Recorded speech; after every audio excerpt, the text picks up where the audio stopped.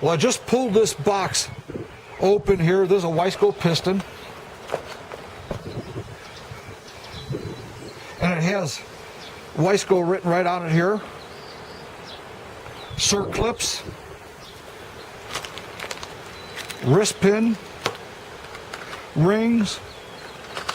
And here's a brand new Wiesco. It came in this beautiful little bag. And here's a Wiesco piston. So it took me about 5 minutes, not even 5 minutes, to get it that shiny. It's unbelievable. And this is because it's a forged piston, not a cast piston. Now let's look at this.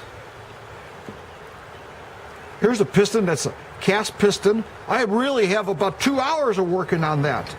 I can't believe it. I can't get it any shinier. It doesn't want to shine up. And here's a forged piston. But when I looked at this real close, when I used a real big magnifying glass, this has little tiny craters all over it. You can't get them out. This doesn't have any. The forged piston is way better steel, or aluminum in this case. Way better. Now this is 8,000 miles on this piston. And it looks pretty good. I can't believe it. 8,000 miles, the rings aren't stuck. The side has wear on the sides, or oh, excuse me, that's the front and back. A lot more than I expected. Now here's a Wiesco piston. Now here's the difference. Look at this. First of all, the Wiesco is quite a bit lighter. And the sides, this is all knurled. And it's little tiny grooves all the way around, about the size of a record player grooves. And this knurl holds more oil.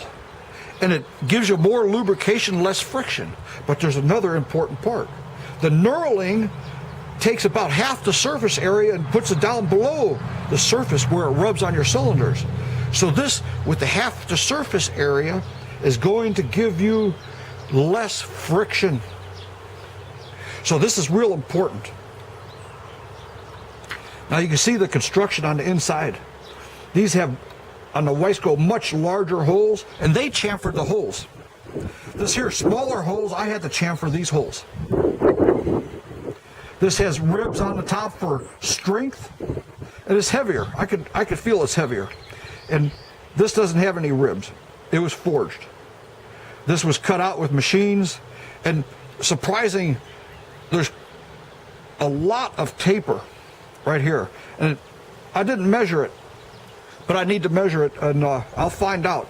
But the taper on here looks like it's more on the Wiesco ring or piston. And look how short this is. It's a lot shorter. So it's a lot less weight, and you can see the less weight on the skirt.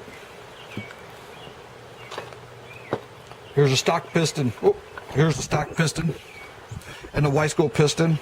And you can see this is a higher compression of a 1977 CB750K. And I took this out. The bike, I drove the bike. But anyway, you can see underneath, this is a 32,000 miles that I think it had. I think that was original on it.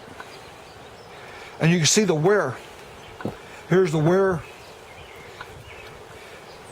Let's see if I can find the front. I think this is the front, but I'm not sure. Okay, here's the dot. This is the front. This is the back. And let's look at, here's the piston I ran for 8,000. It has quite a bit of wear, and really this is galling right here. This is galling where it was insufficient lubricant, and it causes galling, and that's what made those lines in the cylinder walls. So it was galling, and it was actually literally micro seizing up. So, and this is without energy release in it. And you don't run the energy release until you break the motor in and get it well seated. I mean, like 4,000, 6,000. If you could run it 6,000 on regular oil, it's definitely going to run good on regular oil. But then I run to synthetic after that, and with energy release. But look at the shine between a cast and a forged piston. I was able to shine that up. And here's the interesting thing about the shine. When the combustion process happens, the shinier this is, it puts more heat into the combustion process and gives you more power. It might give you a couple percent even. Plus, that heat is not going into the piston. It's not going into your oil. It's keeping the entire engine cooler, and it puts the heat. It goes out the exhaust pipe, and that's why you want the exhaust port mirror finished, completely mirror finished exhaust port, because it'll give you the same effect of taking the heat and putting it out the exhaust.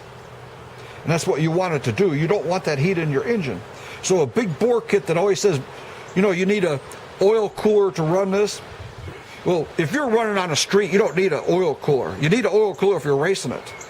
But if you polish it, it'll stay cooler. And the Wiescos are a lot better pistons. I'm really impressed.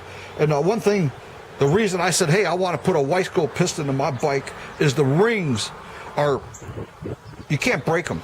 You can't break them. Now, I don't know if that's the new rings. That's the old days when I used to race. Long time ago. But those rings, you can't break them. You could twist them in knots, but you can't break them. The cast rings, you could hardly even put them in the cylinders.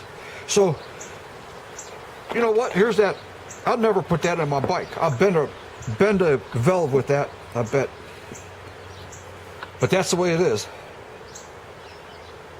That's my piston set. So this junk, I'll tell you, I'm going to sell it. You want to buy it? You can have it. Okay, bye-bye. So here's the difference in the bore. Here's a stock 736cc piston right here. And I'm going to put it in the 836 bore.